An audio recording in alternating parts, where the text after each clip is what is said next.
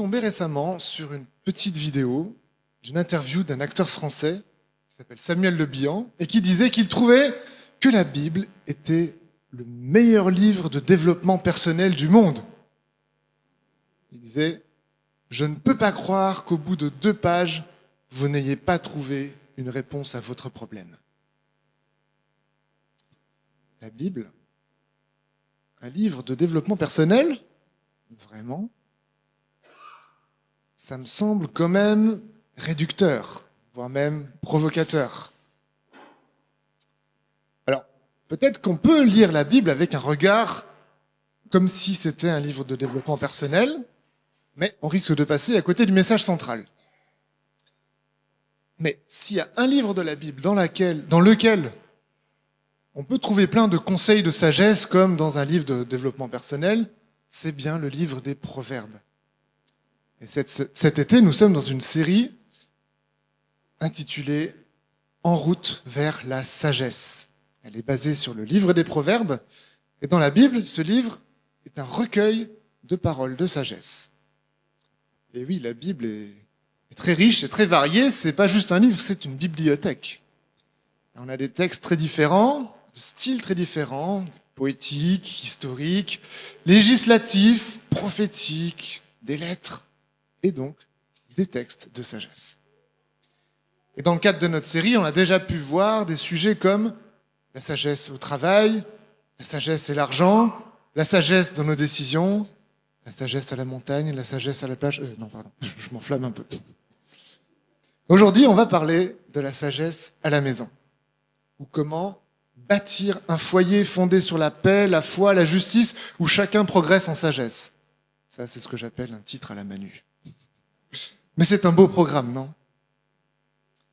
Avant d'aller plus loin, j'aimerais faire une petite remarque par rapport au livre des Proverbes. La lecture de ce livre peut à la fois nous plaire, mais peut-être aussi nous dérouter. On y trouve beaucoup de maximes, des paroles de sagesse qui peuvent parfois surprendre si on les prend mal. Ce n'est pas un livre de recettes de cuisine qui te dit « si tu fais ça, alors il va se passer ça ». Parfois, il y a même des proverbes qui semblent se contredire. Moi, j'aime bien ce petit exemple dans Proverbe 26, parce qu'au verset 4, on a « Ne réponds pas à un homme stupide suivant sa folie ». Et au verset 5, « Réponds à un homme stupide suivant sa folie ». Alors, j'ai coupé, mais voilà, on peut avoir l'impression que ça se contredit. Et je trouve que c'est la beauté aussi du texte, c'est de le voir dans son ensemble. Et donc, il faut se méfier quand on sort un verset de son contexte, parce qu'il peut manquer quelque chose. Je ferme la parenthèse. Donc ces proverbes servent à nous faire réfléchir, et notamment sur notre manière de nous comporter, notre manière de vivre. Et ils nous aident à acquérir la sagesse. Alors, bien entendu, tout ce qui arrive dans la vie ne dépend pas uniquement de nous, de ce que nous pensons, de ce que nous croyons, de ce que nous faisons, car nous dépendons aussi des autres et de ce qui se passe autour de nous. Donc on ne peut pas maîtriser simplement en appliquant des bonnes recettes ou des bons conseils. Alors ce matin, un petit aperçu du menu, nous allons d'abord égrener quelques trésors de sagesse qu'on va tirer des proverbes. Ça va nous donner des conseils divers dans le contexte familial, puisque c'est notre sujet du jour. Ensuite, j'aurai 2 réflexions à vous proposer, mais pour l'instant, je ne vous en dis pas plus, je laisse un peu de suspense pour tout à l'heure. Il faudra m'écouter jusque-là. Alors, premier trésor de sagesse pour la famille, j'ai donné un titre, « Comment avoir une maison bénie ?» On dirait presque un titre d'article que vous avez sur Internet pour que tu aies envie de cliquer dessus pour savoir ce qui est dedans. Alors, c'est Proverbe 3, verset 33. « La malédiction de l'Éternel pèse sur la maison du méchant, mais il bénit la demeure des justes. » Alors, pour bien comprendre ce proverbe, il me semble utile de préciser le sens de certains mots ou notions employés ici. La maison, ça ne désigne pas juste un bâtiment, mais plus largement ce qui constitue un foyer humain, ce qui inclut des personnes, une famille, mais aussi par extension les affaires de la famille. Et demeure est tout simplement un synonyme utilisé ici pour faire écho à maison. Le méchant, alors dans la langue française, de manière courante, Le méchant, c'est celui qui n'est pas gentil, voire l'ennemi dans un film ou dans un jeu vidéo. Mais au sens biblique, ça intègre une dimension plus spirituelle que ça, puisque ça parle surtout de celui qui est hostile à Dieu. Ainsi, on pourrait imaginer quelqu'un qui fait plein d'actions bonnes à nos yeux et qu'on considérerait comme un gentil, mais qui, avec la définition biblique, serait un méchant s'il est hostile à Dieu. Le juste, c'est tout simplement le contraire du méchant. C'est celui qui respecte le droit, la loi de Dieu, et c'est donc celui qui respecte Dieu lui-même. Et ça se traduit dans sa manière de se comporter. Alors, notre proverbe là parle de la maison du méchant et la demeure du juste. Et donc ça présuppose qu'il y a une sorte de chef de famille de chaque maison et que, en gros, ce que ce chef de famille réalise, ça va avoir une incidence sur l'ensemble de cette maison, de cette famille. Voilà typiquement un des versets qui pourrait nous dérouter si on le prenait de manière trop simpliste. Ici, on peut parler d'une logique de rétribution. C'est-à-dire, si tu fais ça, alors tu vas avoir cette récompense, ou tu vas avoir au contraire cette punition. Mais ce n'est pas une logique absolue. Et il suffirait de lire ou relire le livre de Job dans la Bible, qui n'est pas très loin, pour se rendre compte qu'il n'y a pas de logique mécanique tout le temps de rétribution, récompense, sanction. Mais globalement, il y a quand même une logique. Et c'est pour ça que c'est intéressant de prendre ces versets-là pour la logique, ces proverbes, pour la logique qu'ils apportent. Si on fait ce qu'attend le Créateur qui domine le ciel et la terre et qui est tout-puissant, ça semble quand même naturel de s'attirer plus facilement des bénédictions et vice-versa. Alors, qu'est-ce qu'on peut tirer de ce proverbe pour notre sujet du jour, pour la famille ? Tout simplement, c'est d'avoir conscience que notre propre attitude va avoir des conséquences non seulement pour nous, mais aussi pour les personnes qui vivent avec nous. Et le premier bienfait qu'on puisse procurer pour notre famille, c'est de bien nous comporter et d'être juste devant Dieu, et non un méchant au sens hostile à Dieu. Et ça rejoint cette phrase citée à plusieurs reprises dans la Bible, c'est que ça doit être important. Le commencement de la sagesse, c'est la crainte de l'Éternel, la connaissance du Dieu saint. Voilà en quoi consiste l'intelligence. Voilà notre premier trésor de sagesse tiré des proverbes. On arrive au deuxième, que j'appelle la vraie richesse. Mieux vaut manger en paix un crouton de pain sec que participer à un banquet dans une maison où l'on se dispute. Ce qui est intéressant dans ce proverbe, c'est l'opposition entre la richesse matérielle, et même plus précisément la nourriture, et une autre sorte de richesse, la tranquillité. Ou autrement dit, plutôt que d'aspirer à manger des festins pleins de viande, pleins de bons poulets, une petite pensée pour Manu, on devrait surtout rechercher la paix ou la sérénité qui tient plus à la qualité des relations. Dans notre société de consommation, on met beaucoup plus l'accent sur les richesses et les biens de consommation, et peut-être moins sur la qualité des relations. Ça n'a pas de valeur marchande. Et pourtant, ça a bien des incidences économiques. Mes amis, on peut se poser la question, est-ce que nous déployons autant d'efforts à bâtir et entretenir des relations saines et apaisées qu'à chercher à gagner des richesses ? Voilà encore une piste à suivre pour rechercher la sagesse, et en particulier dans le contexte familial, puisque c'est là qu'on a les relations les plus étroites, qui peuvent être les meilleures relations comme les pires. Alors, on arrive maintenant sur, peut-être le cœur de ce que je vais apporter dans cette partie, c'est la sagesse qui s'enseigne. À plusieurs reprises dans le livre des Proverbes, on voit un père qui veut enseigner la sagesse à son fils. Alors bien sûr, ça marche aussi pour les mères, ça marche aussi pour les filles, évidemment. Et donc, c'est le cas par exemple au chapitre 3, qui a déjà été cité dans les messages précédents, mais j'aimerais relever 4 types d'enseignements de sagesse qui peuvent être donnés à des enfants. Le premier concerne la bonté et la fidélité. Pratique toujours la bonté et la fidélité. Conserve-les comme une parure autour de ton cou, grave-les dans ton cœur. Alors, Dieu et les hommes t'aimeront et apprécieront ton bon sens. Le mot hébreu traduit ici par bonté désigne aussi l'amour, la miséricorde, la grâce, etc. La fidélité, c'est de ne pas trahir, c'est rester attaché à la vérité, être digne de confiance. C'est une valeur importante aussi, ça. Est-ce qu'on peut faire confiance à tout le monde? Non.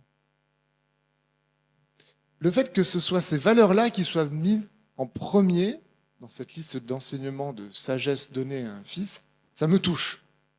Ça tranche avec les « sois fort »,« sois le meilleur » ou encore « crois en tes rêves » qui sont plus répandus dans notre société. Mais est-ce que ce sont ça les valeurs les plus importantes qu'on veut transmettre à nos enfants?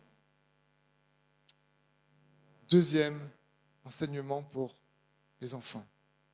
Compter sur Dieu et non sur son intelligence. Ne te fie pas à ta propre intelligence, mais place toute ta confiance dans le Seigneur. Appuie-toi sur lui dans tout ce que tu entreprends et il guidera tes pas. La sagesse à enseigner à ses enfants, c'est donc de ne pas se croire trop intelligent. Ce n'est pas le « crois en toi-même », mais « crois en Dieu ». Troisième, honorer Dieu avec ses revenus. Et oui, un enseignement de gestion financière. Honore le Seigneur en lui offrant une part de tes revenus. Donne-lui le meilleur de tes récoltes. Alors tes greniers seront remplis de blé et tes tonneaux déborderont de vin. Et oui, un conseil qui peut sembler étonnant. Un placement qui vaut la peine. Offrir une part de nos revenus à Dieu. Honorer le Seigneur, ce ne sont pas les occasions qui manquent. Si on se met dans le contexte de l'Église, la première application qu'on peut faire, c'est tout simplement les offrandes qu'on apporte régulièrement à l'Église. Ça peut être des offrandes régulières et ça peut aussi être, comme on a l'occasion de le faire en ce moment, un effort particulier pour investir dans la construction d'un nouveau bâtiment pour le royaume de Dieu. Alors je me suis fait une petite réflexion en lisant ce proverbe, je me dis, tiens, mais est-ce que par hasard ce ne serait pas un verset qui cautionne ce qu'on appelle l'évangile de la prospérité? On peut caricaturer en disant, donne à Dieu et tu recevras en retour. Au début, j'avais même intitulé ce verset un bon investissement, et je me suis dit non, c'est pas vraiment approprié comme terme, parce qu'il ne s'agit pas d'un investissement dans le sens où, quand on investit de l'argent, on veut placer l'argent en vue d'avoir un retour sur investissement. Mais ce n'est pas la bonne logique, en fait. Donner à Dieu, ce n'est pas un placement pour avoir droit à quelque chose en retour. La première chose qui est importante quand on donne à Dieu, c'est d'avoir un cœur reconnaissant, d'avoir un cœur aussi qui dit à Dieu, on lui fait confiance, qu'il ne nous manque rien. Et en fait, c'est le sens de ce verset 10 que j'ai gardé juste après. Simplement que Dieu ne veut pas nous appauvrir, il veut nous bénir. Et donc on peut lui faire confiance, qu'il ne va pas nous abandonner. Alors, méfions-nous de tirer des plans sur la comète. Ces paroles ne nous permettent pas de juger si quelqu'un est un bon chrétien ou pas selon l'état de remplissage de son grenier ou de ses tonneaux de vin. Et ça peut sembler évident, hein, mais je pense que ça ne l'est pas pour tout le monde. Donc, que ce soit clair entre nous. Quatrième et dernière chose qui fait partie de ce package d'enseignements pour les enfants, c'est d'accepter la correction. Accepte, mon fils, que le Seigneur soit ton éducateur et ne dédaigne pas ses reproches. Car le Seigneur réprimande celui qu'il aime, tout comme un père réprimande le fils qu'il chérit. Accepter la correction, c'est tout un programme. Ce n'est pas agréable de se faire réprimander ou corriger. Et pour certains, c'est même plus difficile que d'autres. Et toutes les stratégies sont bonnes pour refuser de se faire corriger. Le déni, j'ai rien fait. L'excuse bidon, non mais c'est pas de ma faute. Rejeter la responsabilité sur quelqu'un d'autre, ouais, c'est lui qui a commencé. Je vous invite à regarder autour de vous quelles sont les situations ou de repérer les situations dans lesquelles vous voyez quelqu'un qui accepte vraiment une correction. En faisant bien attention, on peut se rendre compte que c'est assez rare. Et pourtant, accepter la correction, c'est un signe de sagesse. C'est bien plus qu'un signe de faiblesse ou une trace d'être minable. Les gens peuvent croire ça.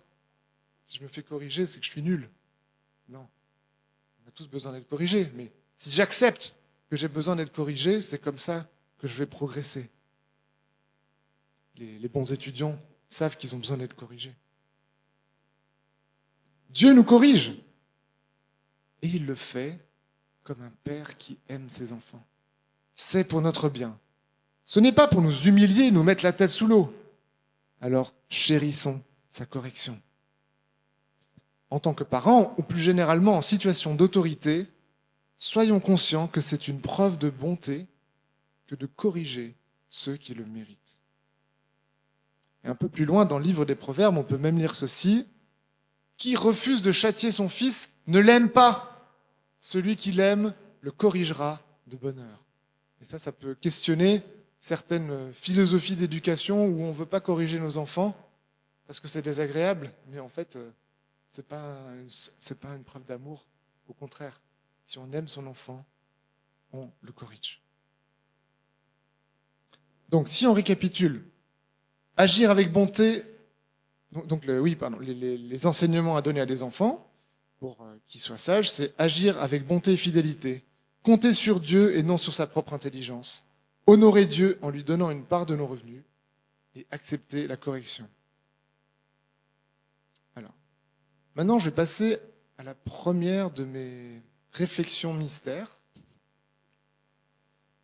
Et je vous le donne tout de suite, c'est de s'appuyer sur Jésus, la véritable sagesse.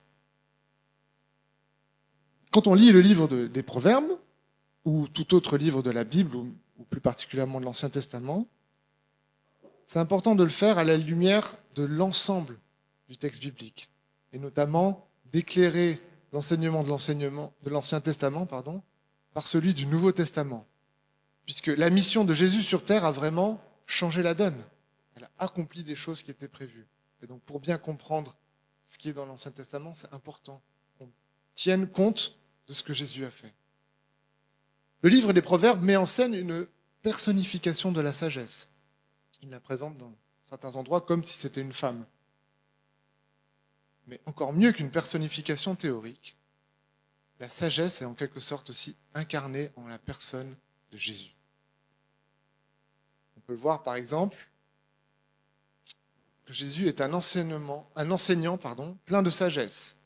Donc, dans Colossiens 2, verset 3, on peut lire « En lui, c'est-à-dire Jésus, se trouvent cachés tous les trésors de la sagesse et de la connaissance divine. »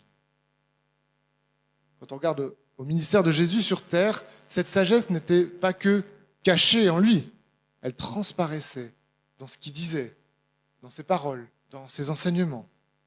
Ça commence déjà quand il était enfant, je pense à cet épisode où il était au temple à 12 ans, et que tous ceux qui l'entendaient étaient surpris de son intelligence et des réponses qu'il donnait. Et plus tard, quand il était adulte, il a aussi frappé les gens par la sagesse de ses enseignements.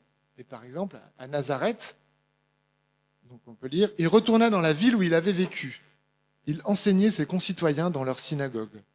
Son enseignement les remplissait d'étonnement, si bien qu'il disait « D'où tient-il cette sagesse et le pouvoir d'accomplir ces miracles ?»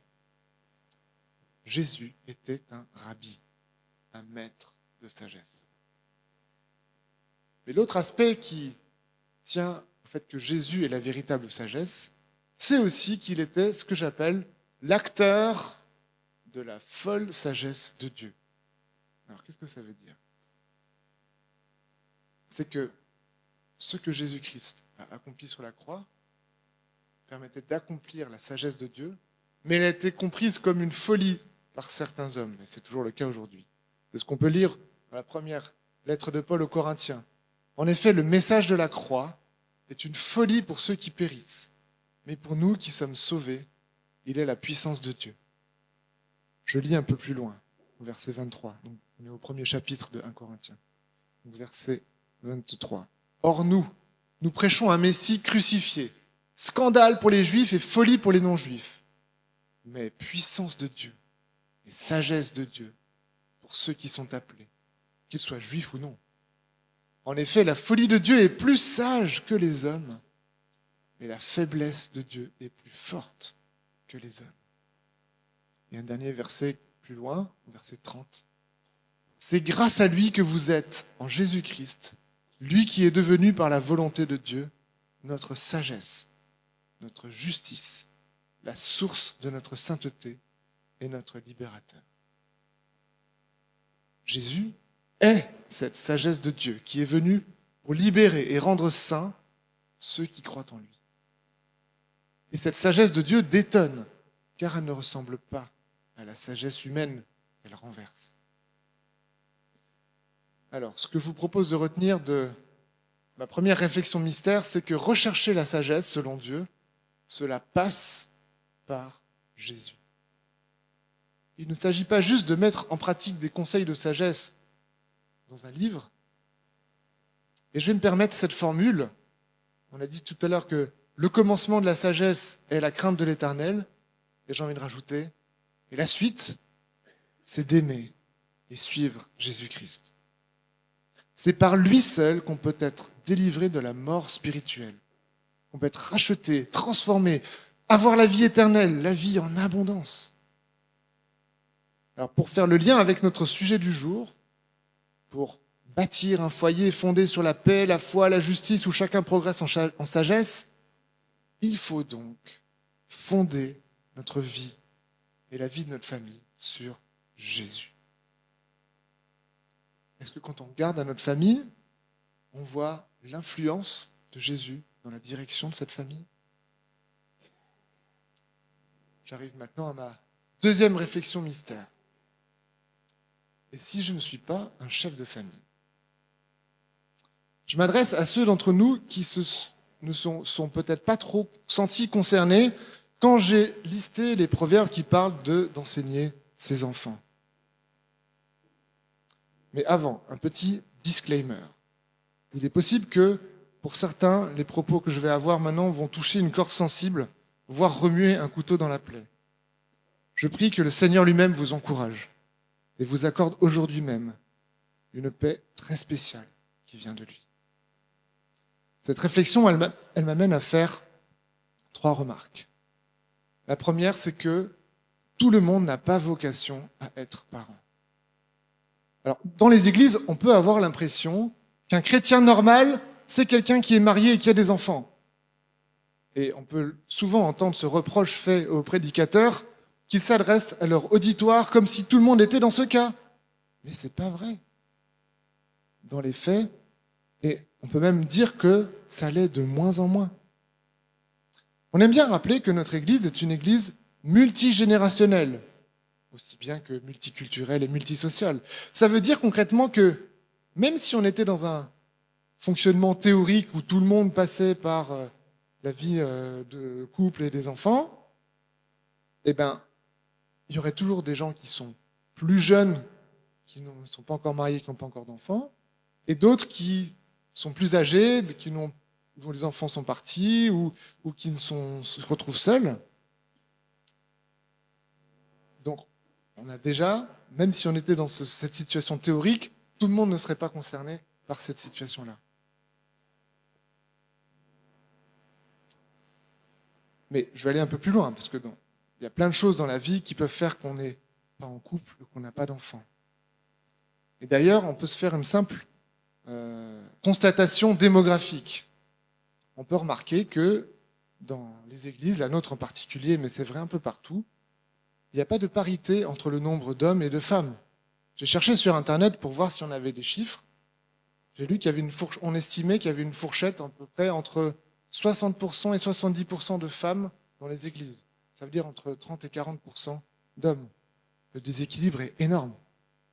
Alors j'ai regardé ce qu'il en était chez nous à Ozoir, j'ai pris la liste des membres et j'ai calculé qu'on est à 63% de femmes et 37% d'hommes. On est dans cette fourchette. Et en plus, comme par ailleurs la Bible déconseille d'être en couple avec un conjoint qui ne partage pas sa foi, en tout cas pas volontairement après être devenu chrétien, il y a donc forcément, statistiquement, beaucoup de personnes, et en particulier des femmes, qui peuvent se retrouver seules sans que ce soit vraiment un choix. J'aimerais donc rappeler ici que le modèle familial classique, enfant, parent, n'est pas le seul qui est mis en avant ni même préconisé dans la Bible.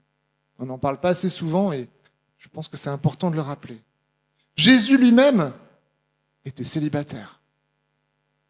L'apôtre Paul, qui a eu un rôle majeur dans le développement de l'Église primitive dans l'Empire romain, disait même très clairement qu'il conseillait aux gens non mariés de rester célibataires comme lui. Et donc on est toujours dans 1 Corinthiens, mais au chapitre 7, versets 7 à 8. En réalité, je préférerais que tout le monde soit célibataire comme moi. Mais chacun a le don particulier que Dieu lui a accordé, l'un ce don-ci, l'autre ce don-là. Voici ce que je déclare aux célibataires et aux veuves. Il serait bon pour vous que vous continuiez à vivre comme moi. Pour lui, c'est une tendance forte. Plus loin, dans le chapitre, il donne un peu plus d'explications. Et je vous propose encore des extraits. Versets 25 à 27. Mais même tout le passage, tout le chapitre est intéressant. Si vous voulez creuser le sujet, je vous invite à le relire. En ce qui concerne les personnes non mariées, je passe un peu plus loin, en raison de la détresse présente, voici ce que je pense. Il est bon pour chacun de demeurer comme il est. As-tu une femme? Alors ne cherche pas à t'en séparer. Mais n'es-tu pas marié? Alors ne cherche pas de femme. Ça marche aussi chercher un homme, évidemment. Donc, si je résume la suite de son propos, il explique que quand on est marié, on doit consacrer du temps et de l'énergie pour se préoccuper des affaires de son conjoint et de sa famille. Et donc, on est un peu moins disponible pour se consacrer aux affaires du Seigneur. Et on reconnaît là la logique qui sous-tend le célibat des prêtres dans l'Église catholique. Paul est pragmatique et il est complètement habité par l'urgence de répandre l'Évangile et l'imminence du retour de Jésus-Christ.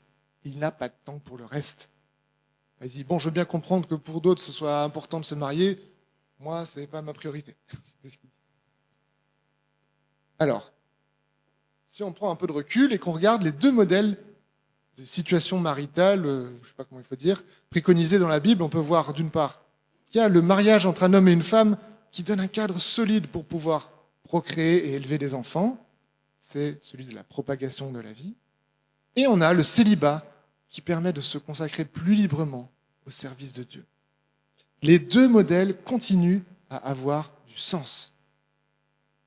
Et on peut se dire que dans un contexte où la fin du monde approche de plus en plus, le Seigneur va revenir un jour ou l'autre, les raisons pour lesquelles Paul encourageait le célibat sont toujours vraies, sont toujours d'actualité. Et peut-être qu'on devrait, globalement en tant qu'Église, promouvoir plus ce modèle du célibat consacré et de ne pas résumer le célibat à un plan B subi. Si vous êtes célibataire, j'aimerais simplement vous encourager en disant que votre vie est totalement valide, totalement valable. Elle fait partie du plan de Dieu. Et je vous invite à le voir comme un don. Peut-être que c'est un don temporaire. Et profitez de cette situation-là. Deuxième remarque par rapport à ces réflexions sur le fait de si on n'est pas un chef de famille, c'est que la vie de famille ne se résume pas à la famille nucléaire. Donc je vais étendre un petit peu le propos de la sagesse pour nous faire réfléchir à comment nous pouvons les vivre dans notre famille de manière un peu plus large, pas juste en tant que parents. On a vu tout à l'heure qu'il était question de mener une vie juste devant Dieu et s'attirer les bénédictions, pas uniquement pour nous, mais pour notre famille. C'est un principe qui peut se vivre aussi dans une famille de manière plus large. Un enfant qui est béni représente aussi une bénédiction pour le reste de sa famille, pour ses parents, pour ses frères et sœurs, etc. Ça ne marche pas que dans l'autre sens. Et je fais d'ailleurs remarquer que c'est le pari des parrainages du sel. On a parlé tout à l'heure de Dina et James Play, les enfants ont apporté leur petite pièce, mais une des choses qui fait partie du fonctionnement, des règles du jeu de ces parrainages-là, c'est qu'en ciblant un enfant, en aidant un enfant, l'idée c'est de bénir toute la famille.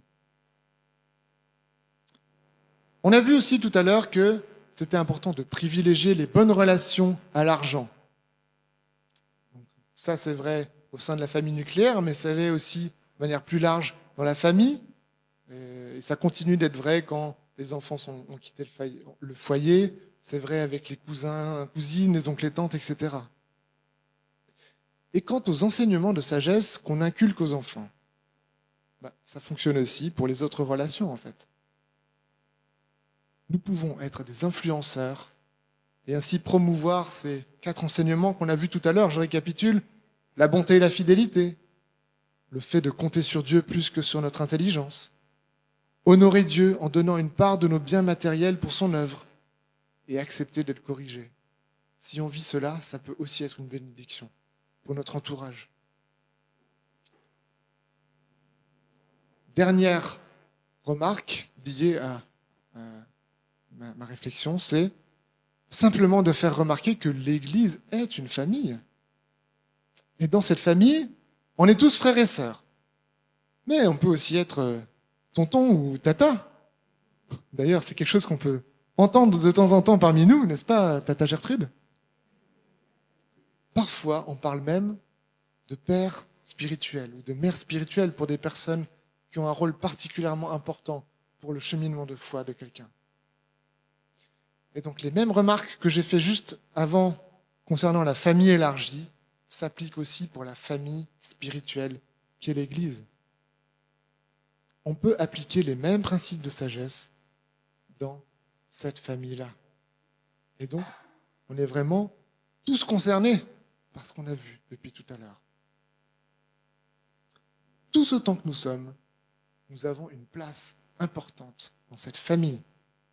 Nous avons la responsabilité de nous encourager les uns les autres. Et ce n'est pas notre pasteur Manu qui va dire le contraire, vu qu'il a écrit un livre qui dit ça.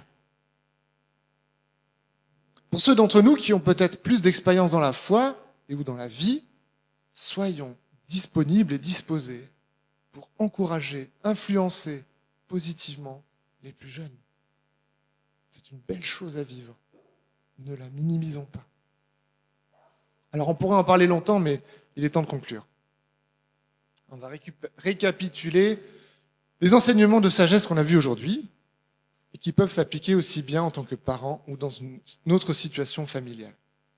Si l'on est juste devant Dieu, cela apportera bénédiction pour nous-mêmes et aussi pour notre entourage, même si ça n'empêche pas les épreuves ou les malheurs.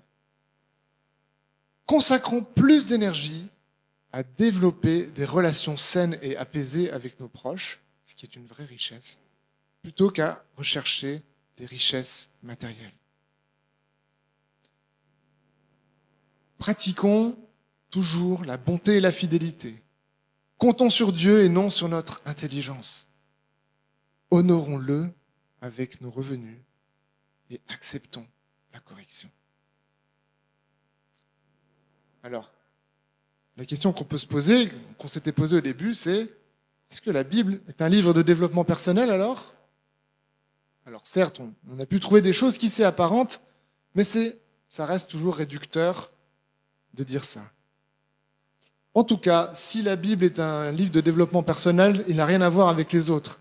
Et en tout cas, il ne ressemble pas à tous ces influenceurs qui veulent nous expliquer comment être une meilleure version de nous-mêmes en adoptant telle ou telle routine, régime alimentaire, exercice physique, ou mieux encore, en achetant leur formation en ligne.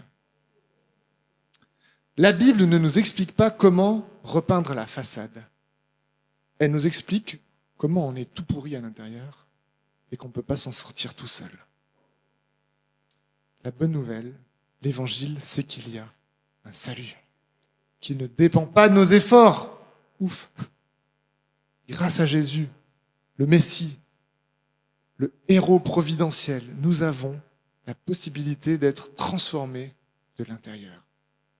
Et non seulement ça nous donne la perspective de devenir quand même une meilleure version de nous-mêmes, mais surtout à terme, d'être délivrés de nos souffrances, de nos imperfections, de nos échecs, et même, ultimement, de devenir parfaits. Et oui. En fait, être parfait n'est même pas une fin en soi, ce n'est pas l'objectif. C'est juste une condition requise pour accéder au Graal suprême. Passer l'éternité dans la présence de celui qui a toujours été parfait et qui est parfaitement glorieux. Mes amis, ce à quoi nous pouvons et devons aspirer, c'est bien plus que du développement personnel et devenir la meilleure version de nous-mêmes. Fixons nos regards sur Jésus, lui qui est parfait, et marchons à sa suite.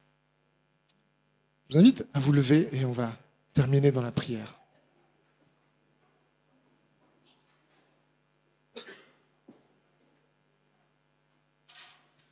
Seigneur Dieu, merci parce qu'on peut t'appeler notre Père, parce que tu nous adoptes pour faire partie de ta famille. Merci parce que tu es sage, infiniment plus sage que tous les humains.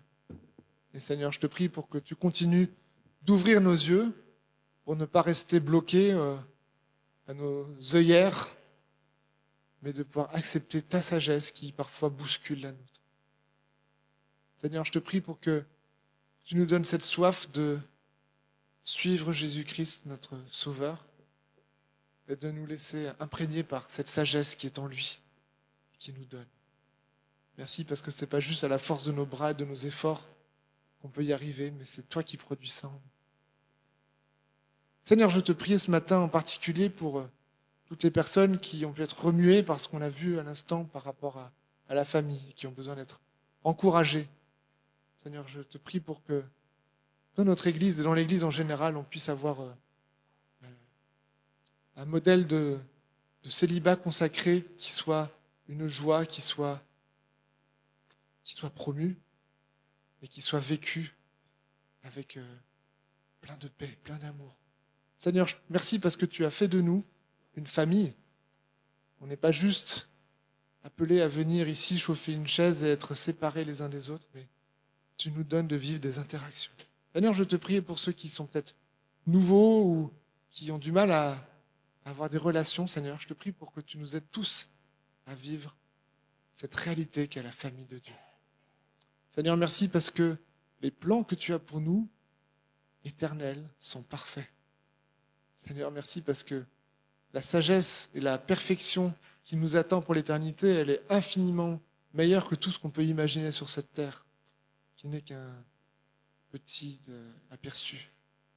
Et Seigneur, on veut être encouragés en tournant les regards vers toi et nous attendre à ton retour et à l'accomplissement de ce que tu as prévu.